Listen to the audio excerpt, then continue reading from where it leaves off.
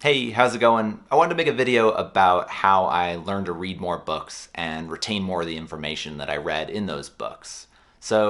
Like many of you, I love to read, but I found that it was really hard to carve out the time to do it. And so, up until recently, I was only reading about 10 books a year.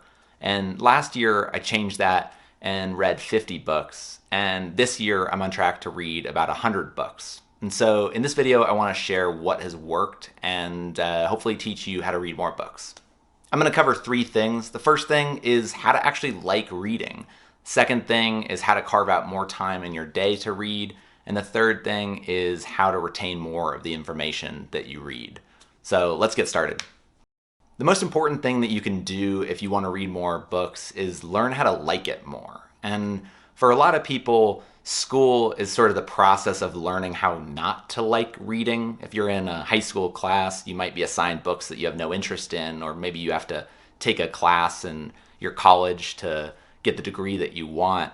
And that makes it hard to read because you're doing something that you don't like. So, in my experience, it was really important to unlearn that and learn how to like reading again and figure out what I actually like to read. Over the last few years, I've found a couple tips and tricks that have been really helpful for figuring out what I like to read and reading more. The first tip may sound sort of repetitive, but it's worth repeating. You have to read what you want to read. So that means not reading what you feel like you should read because everybody's talking about a book. If you start that book and you don't enjoy it, then don't worry about reading it and don't feel bad about that. The second thing is pretty similar, and it's that if you do start a book, don't feel obligated to finish it. It's okay if you start and read only 5% or 10% of a book. Most important thing is that you spend a lot of time reading, and as you might have experienced in reading other books, it's really difficult to read when you're not enjoying something. And think about those experiences where you've read a book and you can't put it down. It might take you a day or two to read it, whereas a book that really drags on can take a month.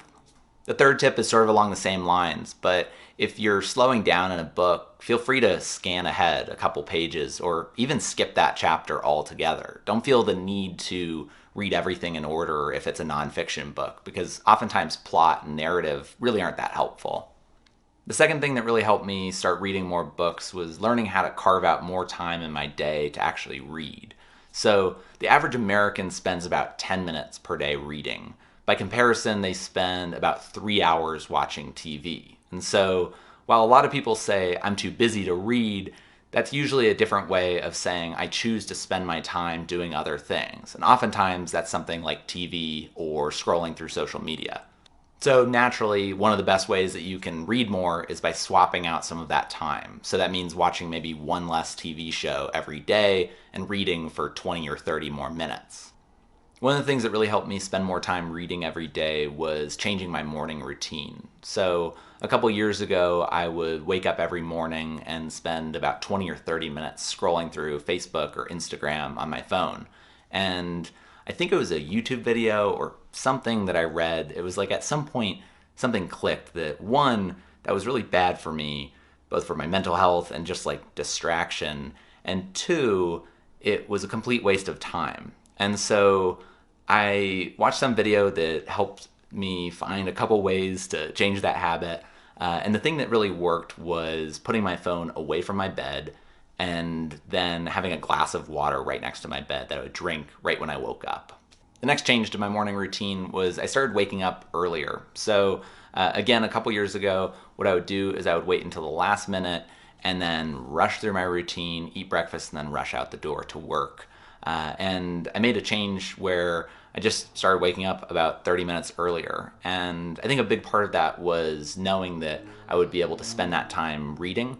And so I had something to look forward to as opposed to dreading maybe work or a really busy morning.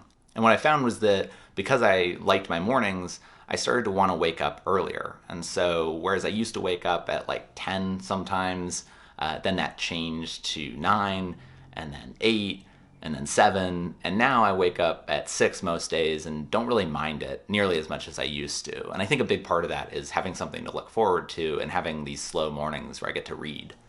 Now, as somebody who used to not be a morning person, I definitely don't want to tell you that you have to be a morning person. Some people just like staying up later and waking up later.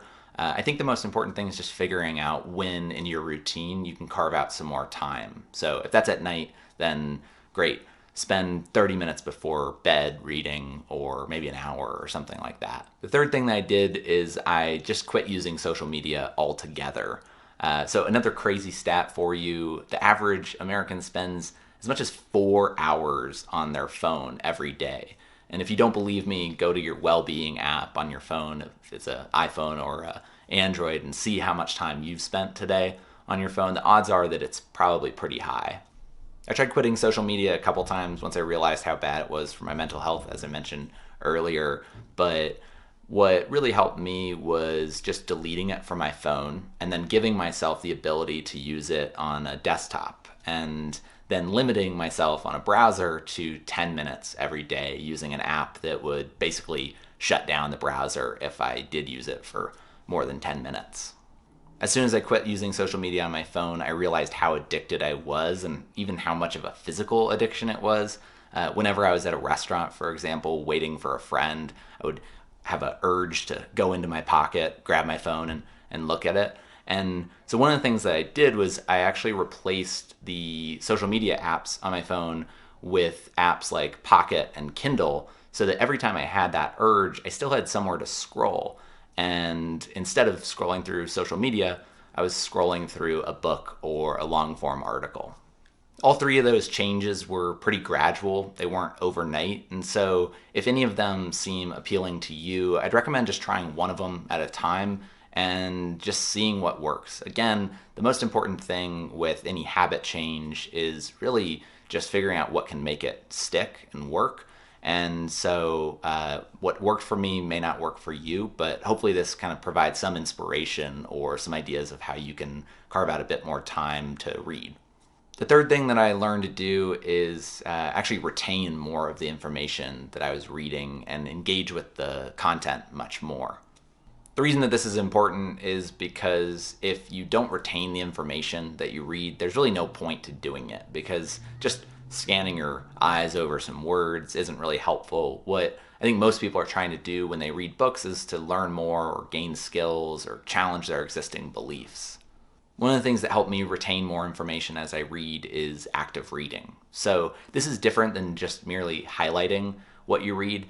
It is actually about trying to stop and think every once in a while about what you learned over the last few pages. And then, again, rather than highlight, take notes, whether it's on a phone or a computer or in a notepad, about what you learned. And rather than copying word for word what was interesting in a passage, actually trying to paraphrase and put in your own words what you learned. The reason that that's so effective is because when you paraphrase in your own words what you've just learned, you're forced to think as opposed to just sort of mindlessly copying. And as you do that, what will probably happen is you'll have questions about what that thing that you've just learned means, or how it contradicts or supports something that you've read earlier. And all of that leads you to remember what you read more in the future. And so it's a really effective way to improve retention. So those are the three things that I found most effective in reading more and retaining more information. In summary, basically learn how to like to read, learn how to carve out more time in every day to read, and try to figure out a note-taking system that means that you actually retain the information. As always, thank you so much for watching this video, and let me know what you think in the comments below. I'll see you next week.